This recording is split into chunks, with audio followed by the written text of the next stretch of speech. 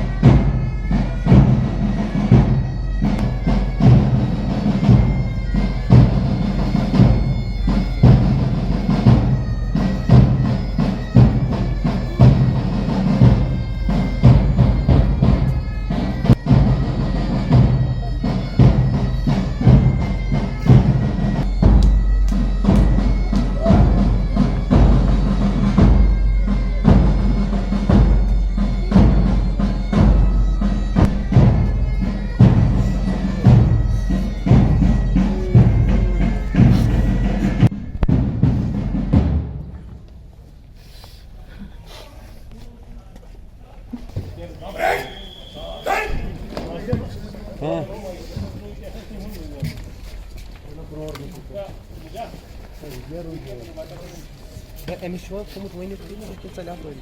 Tá bom,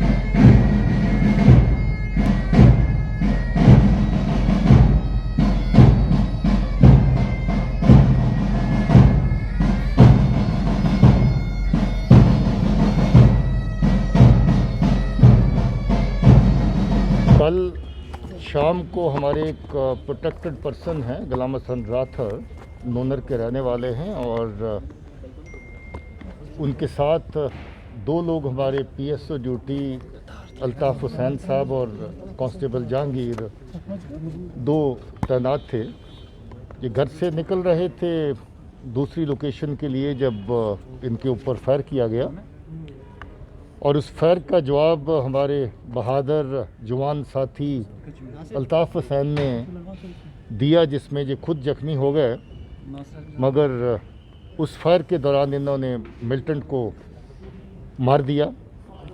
और वो militant जो है वो शबीर पहचान हुई, उसकी अवंतीपुरा का रहने वाला है और रियाज नैकू का ख़ास किसी वक्त राइट हैंड OGW होता था।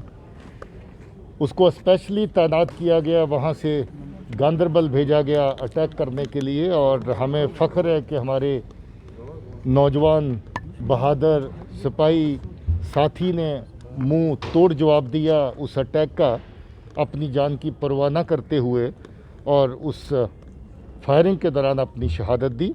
हमें इनकी शहादत पे फ़ख्र है और हमारी हमदर्दियाँ इस परिवार के साथ हैं। और हम लोग ये समझते हैं कि जिस तरीके से इसने जवाब दिया है और मिलिटेंट को मार गिराया है वो वाक़या काबिल तारीफ़ कारनामा है। तो सर जो मारा गया मिलिटेंट है वो किस तंजीम से? देखिए, HM के साथ वाबस्ता है। रियाज नैकू का बहुत लंबा अरसा वो OGW रहा है, उसके साथ काम करता रहा है।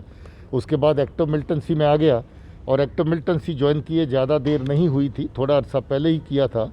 और वहाँ से जहाँ पर ये टारगेट हिटिंग के लिए इसको रवाना किया गया था हिजबुल मुजाहिदीन की तरफ से। सर गांदरबल एक पीसफुल डिस्ट्रिक्ट माना जाता था, तो ये कैसे शुपियां से वहाँ पे आने में कामयाब? देखिए, जो टेररिस्ट है उसके लिए सब इलाका खुला है, वो कहीं से कहीं भी चलता है। उसको सिर्फ टारगेट जो है पाकिस्तान के इशारे पे, जो सही मानों में जो TRF जिसको वो नाम देते हैं, वो TRF टेररिस्ट माउथ पीस है पाकिस्तान का, जिसने पहले पत्रकारों को 39 पत्रकारों को धमकी दी, जहां पर जो लोग अपना ईमानदारी से ड्यूटी करते हैं उसको धमकाने का काम, उसके साथ जो लोग जहां पर डेवलपमेंटल एक्टिविटीज़ में काम करते हैं, लोगों की फलाह और बहबूदी के लिए काम करते हैं, अमन के लिए काम करते हैं, उनको टारगेट करना, ये पाकिस्तान के इशारे पर असल में पाकिस्तान ही इन किलिंग्स के अंदर कोलैबोरेटर है सबसे बड़ा। वो टीआरएफ के ज़रिए, अपने माउथपीस के ज़रिए जिस तरह की किलिंग्स करवा रहे हैं, ये हमारे कश्मीरी लोगों का नुकसान करवा रहे हैं। कश्मीर भाइयों को जो जहाँ पर जिनकी जान का और माल का नुकसान होता है, ये सब पाकिस्तान की कोलैबोरेशन से, उसी के टेररिस्ट आउटफिट्स के जरिए से होता है। शोपियान इनकाउंटर में अभी क्या अपडेट है? शोपियान एनकाउंटर में अभी तक 2 टेररिस्ट मारे गए हैं। एनकाउंटर अभी जारी है और मुझे उम्मीद है कि थोड़े अरसे तक एनकाउंटर जब ख़त्म हो जाएगा तब मुकम्मल डिटेल्स आप लोगों के लिए अवेलेबल होंगी। गांदरबल जो कल अटैक हुआ उसमें कोई मिलिटेंट जख्मी हुआ है क्या? ऐसे भी खबरें आ रही हैं। देखिए, इस तरह की इंडिकेशन है कि वहाँ पर ब्लड का ट्रेल एक फॉलो कर रहा है और उससे ये अंदाज़ा लगा रहे हैं, डिस्ट्रिक्ट एसपी का कहना है कि वहाँ पर हो सकता है कि एक से ज़्यादा टेररिस्ट है और उस ब्लड ट्रायल की लीड के ऊपर फर्दर डिस्ट्रिक्ट पुलिस काम कर रही है। सर, एनी ब्रेक थ्रू इन जो हाईवे अटैक हुआ था उसमें? हाईवे अटैक में कुछ क्ल्यूज़ हैं जिसके ऊपर पुलिस काम कर रही है। हम लोग जल्दी ही उसका हिसाब भी लेंगे। सर, कोई रणनीति बनाई जा रही है हाईवेज को लेकर, क्योंकि हाईवेज़ की रणनीति के तहत ही डिप्लॉयमेंट्स होती हैं। आतंकवाद के चलते इस तरह की कार्रवाइयों को आप रूल आउट नहीं कर सकते हैं।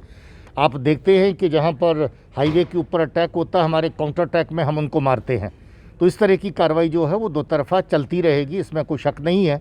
और हम इसको जो इस तरह की कार्रवाइयों को अंजाम दे रहे हैं उनको उनके अंजाम तक भी पहुँचाएंगे। मॉनिटरिंग का कुछ तरफ से धमकी मिली है खासकर पत्रकारों को, तो क्या इसका मैंने पहले ही जिक्र किया है कि टीआरएफ पाकिस्तान का माउथपीस है, आईएसआई का माउथपीस है। वो चुन चुन करके इस तरह की धमकियां जहां पर पत्रकारों को, लोगों को देते हैं ताकि लोग अपने घरों में बैठें, अपना जो रोज़ का काम है, मामूल की ज़िंदगी है, उसमें अपना हिस्सा ना लें। इस तरह की हरकतें पाकिस्तान पहले भी करता रहा, अब भी कर रहा है, मगर इसका मुंह तोड़ जवाब पहले भी दे रहे थे, आगे भी दिया जाएगा। सर, हाईवेज पे ड्रोन मॉनिटरिंग का कुछ ऐसा प्लानिंग है? उस तरह की मॉनिटरिंग पहले भी कुछ जगहों पे हो रही है। टेक्नोलॉजी का और इस्तेमाल जो है आने वाले टाइम में किया जाएगा। Thank you.